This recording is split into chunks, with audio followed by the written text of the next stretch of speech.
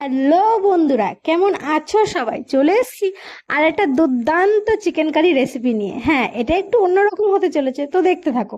তো আমি এখানে মশলা ব্যবহার করব শুকনো লঙ্কা, কাঁচা লঙ্কা, আদা, রসুন, পেঁয়াজ এবং গোটা গরম মশলা, সঙ্গে জিরে। এটা দিয়ে আমি পেস্ট করে নিই। আর হ্যাঁ, আমাদের বাঙালি ঘরে কিন্তু আবার চিকেন কারিতে কিন্তু আলু না হলে চলেই না। ওই জন্য বড় বড় ডুমো করে আলুটাকে আমি প্রথমে ভেজে নিলাম। ঠিক ওই তেলেই আমি দিয়ে দেব গোটা গরম মশলা, শুকনো লঙ্কা, তেজপাতা, জিরে, আর দিয়ে দেব এলাচ, দারচিনি।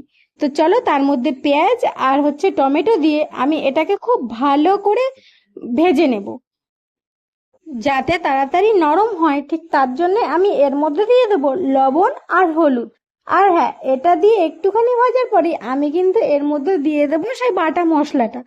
তো এই গরমে হালকা পাতলা খাবার খাওয়ার পর কিন্তু আমাদের একটু এরকম চিকেন কারি রেসিপি পাতলা পাতলা ঝোল করে খাওয়া যেতেই পারে।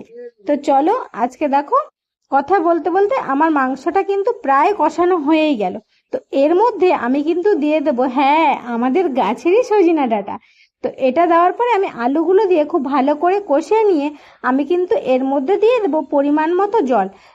তুমি যেরকম পছন্দ করবে ঝোলটা, ঠিক তেমনই জল দেবে।